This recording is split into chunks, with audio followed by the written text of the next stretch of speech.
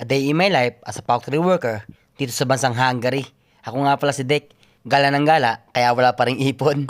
Pagkatapos nga pala mag-practice ng aming grupo marito, ay hanapin namin yung aming binook na hotel. 2 araw kasi ang bakasyon namin dito sa Budapest. Magsisiuwian muna ang lahat marito at mamayang gabi naman ay magkikita-kita kaming ulit. Dahil ang ganap namin mamayang gabi ay manonood kami ng mga fireworks. Fast forward na nga tayo marito ay nakarating na tayo sa aming binook na hotel. At dito nga lang pala yan sa Teres Barros para mas malapit sa Newgate Station at malapit na rin to sa mga bilihan. Pumupunta nga pala ako ng Budapest mga katito. Ito lagi ang binubuk ko. Para sa akin lang, dito lang kasi ako komportable. Kung panibagong hotel kasi yung ibubuk natin marito, mahihirapan tayo sa paghahanap. At lalo na napakalawak ng Budapest. Okay na ako dito marito dahil alam ko naman ang location nila at kabisado ko na. Ang mga check-in nga pala dito ay alas 3 ng hapon. Fast forward na nga pala tayo mga katito at nakaready na yung alak natin. Aba syempre hindi mawawala sa atin yan. Masarap kasi tumambay doon habang nanonood. Habang tumatagay kasama ang mga tropa. Fast forward na nga pala tayo marito, alas 8 na nga pala ng gabi dyan at rush hour na. Dahil countdown na nga pala ng fireworks mamayang alas 9. So kailangan namin makahabol at makahanap kami ng pwesto namin roon. Dito nga pala kami sa M3 sasakay papunta ng Deak. So sobrang daming tao marito, hindi namin alam kung makakapasok pa kami. Lumakasakay dyan eh. Ayun.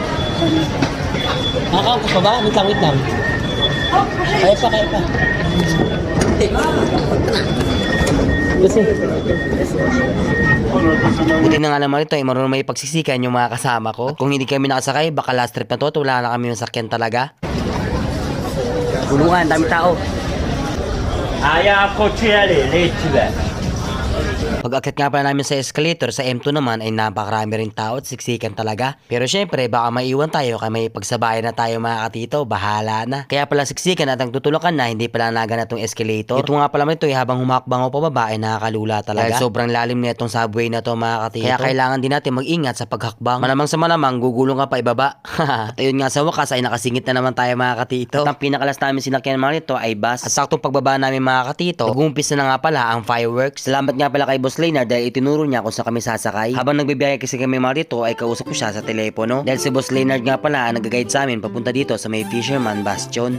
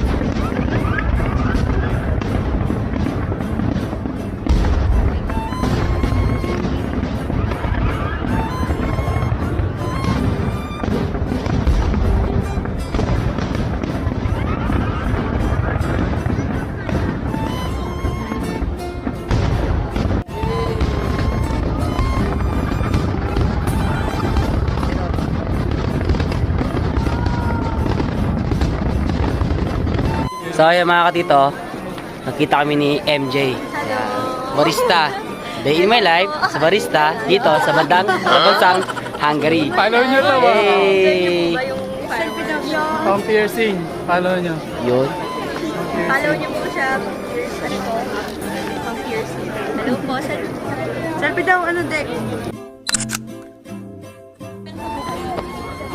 Sige. Okay. So paano ba yung mga rito? Hanggang dito na lang muna nating vlog mga rito at marami pa akong i-edit. At ang susunod nga pa natin i-vlog natin bukas mga rito ay yung sinasabi ng pamilya na parang Divisoria dito sa Budapest.